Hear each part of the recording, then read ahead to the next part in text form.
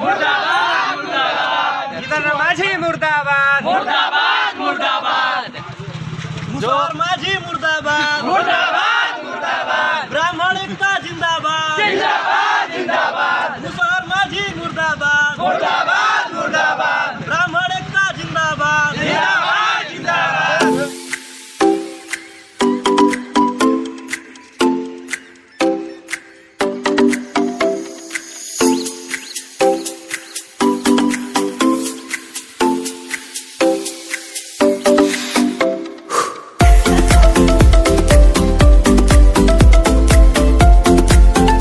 BCom, BSc और एमए, MCom करें विश्व की सबसे बड़ी यूनिवर्सिटी इग्नू से। सॉल्ड असाइनमेंट और गाइड बुक्स प्राप्त करें। संपर्क करें Mahakal computers, DAV college gate के सामने, सिवान। का यहाँ कुछ समस्या बा? भीड़ काहे खातिर इकट्ठा भइल समस्या बा? यह बा कि हरिजन के नाम पर यदि केहू चमार दुसाद कहता तो जाति सूचक पर एफआईआर हो जाता। हमनी ब्राह्मण हैं सन जी जी आ ब्राह्मण के गढ़ बा, हर जाति के लोग के सम्मान देनी सन। तो ई जीतन राम मांझी के तो हम खूब करीबी से जानते नहीं, चूंकि पटना रहल बानी। उनकर देखे में लेकिन दांत चमकेला आ मूस जतना बा अरबों में मूस उखा गईल है। तनी आगे आई। एगो माननीय मुख्यमंत्री माने गांधीवाद नीतीश जी अभी बाड़े, जौन की अमर्यादित भाषा के कबो प्रयोग ना करस। ई ब्राह्मण के कहले बड़े कि हरामी होले सन। अब इनकरा पर जाति सूचक लगा के एफआईआर मीन्स नहीं, first report, first information report नहीं, उस पर एकदम ऐसा कानून एक्ट कोई लगाना चाहिए कि वो मुसहर का बच्चा मूस खाने वाला उस साला बर्बाद हो जाए।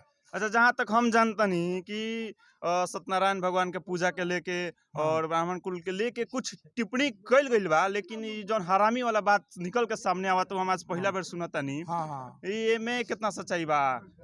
उस सच्चाई बा, लेकिन ब्राह्मण जौन बा तो ब्राह्मण होला, हाँ कर्म से ब्राह्मण बा, विद्वान बा। जी जी ब्राह्मण ना रहे तो कहू ना रहे। हाँ आ ब्राह्मण के सारा लोग इतना तकले कि ये सरकार के मुख्यमंत्री नीतीश कुमार जी ब्राह्मण के काफी सम्मान दिले।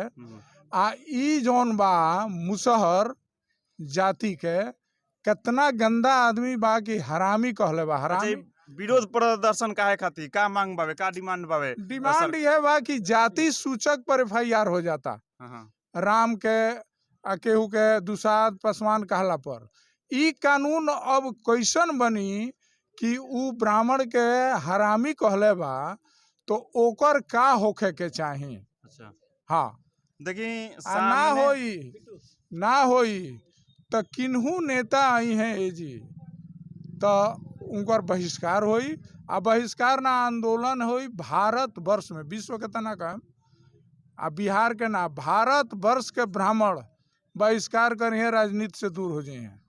ई चलावस मुसहर कितना मुस्काता रहे। यहाँ जौन भीड़ इकट्ठा बावे ई तो हालांकि जौन एगो कुछ दिन पहले, हालांकि हफ्ता 8 दिन 7 दिन पहले एगो टिप्पणी कइल गई रहा जीतन राम मांझी के द्वारा।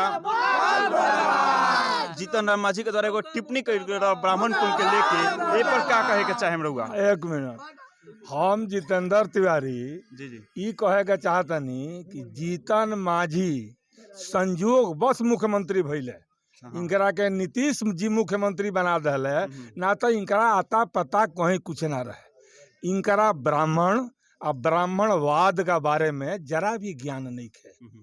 ब्राह्मण अच्छा, कहीं हमरा तो ऐसा लगता, मतलब ऐसा कुछ तो बात नहीं है ना कि कोनो अभद्र भाषा के प्रयोग करके मीडिया में आई और अपन परिचय? ना एक मिनट, ई अनपढ़ बड़े, इनकरा ब्राह्मण और ब्राह्मणवाद के बारे में ज्ञान नहीं है।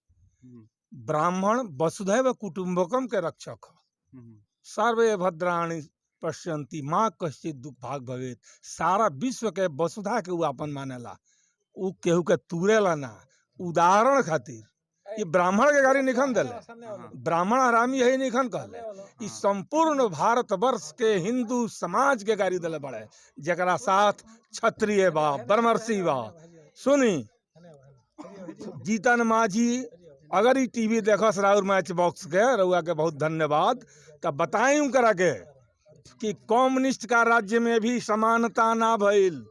जब दशरथ का बारात गईल जनकपुर में तब बारात लागल चमार का घर है। गलत फहमी में ओकरा बुझाइल के ऐसने महल बा महाराजा धीराज के। लेकिन आज भी कम्युनिस्ट देश रूस प्रधानमंत्री के एगो स्वीपर के महल एक ऐसा नहीं के। हमनी का हिंदू धर्म में केंगा जोड़ी लेसन। सबसे पहले अगर हिंदू में के होके ब्रह्मर्षि होके ब्राह्मण होके राजपूत होके क्षत्रिय होके केकर पूजा होला? मानर के पूजा होला। हमनी का चमैन के पूजा करी लेसन। सबसे पहले गणेश जी के पूजा ना होला, सबसे पहले हमनी का चमैन का पूजा करी लेसन। डाला के बनावेला? चमार बनावेला, डोम बनावेला। हमनी के सब जात के लेके चली लेसन। ब्याह में बा हजाम आवेला, हमनी के सब जात के लेके चली लेसन। ना बुझनी तई ब्राह्मण के हरामी कहना उनकरा अनपढ़ता के द्योतक बा, उनकरा ज्ञान के कमी बा। ये एगो चलन हो गई बा ब्राह्मणवाद, मनुवाद। नौ व्यक्ति मनु के बारे में जानता है, 9 व्यक्ति ब्राह्मण के बारे में जानता है। उसको अध्ययन की जरूरत है। रह गया जो कमेंट किया है, तो बिहार ही नहीं अपितु संपूर्ण हिंदुस्तान में केवल ब्राह्मण ही नहीं क्षत्रिय और ब्रह्मर्षि भी इसके खिलाफ हैं। और यह आंदोलन इतना प्रज्वलित होगा जिसमें यह जल करके भस्म हो जाएगा। वोट की राजनीति के लिए, सत्ता की राजनीति के लिए यह जो बोल रहा है वह गलत है। और जीतन राम मांझी में इतनी औकात नहीं है कि किसी जाति विशेष पर इतना टिप्पणी कर दे। उससे टिप्पणी कराया गया है।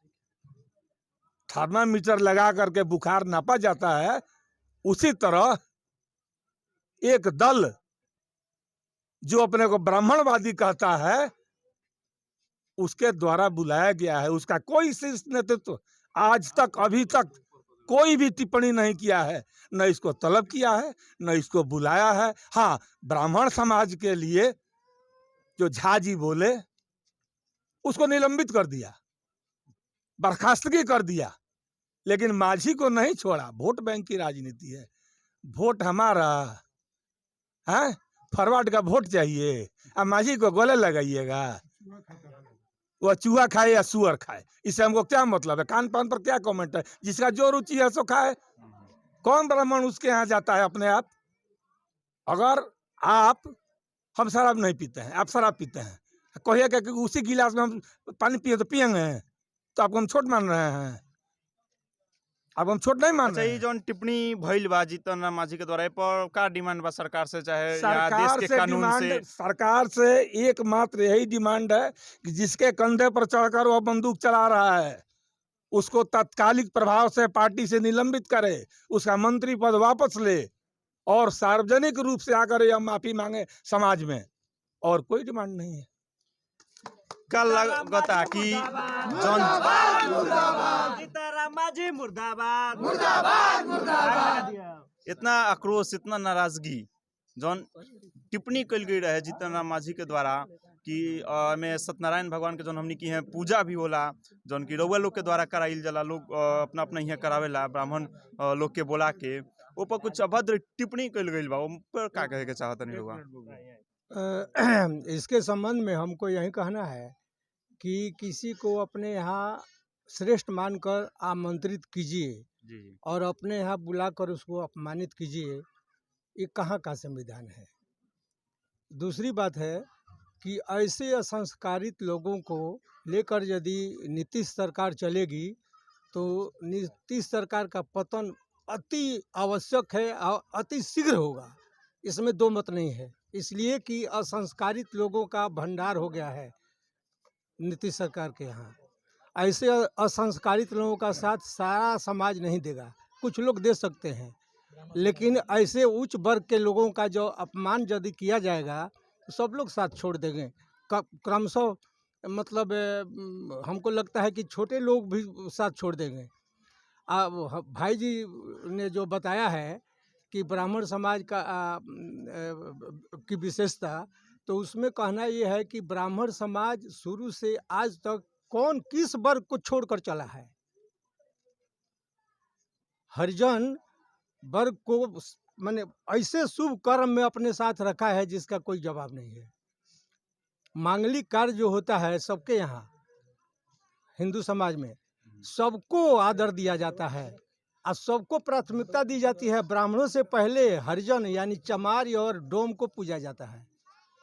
ऐसे उदार संस्कार वाले ब्राह्मण जाति को अपमानित भाषा बोलना धिक्कार का विषय है। बस सत्यनारायण, एक मिनट, सत्यनारायण पर जो टिप्पणी माझी जी महाराज ने किया है, क्या उनको ज्ञान है कि सत्यनारायण का अर्थ क्या होता है? जो सत्य है वही नारायण है।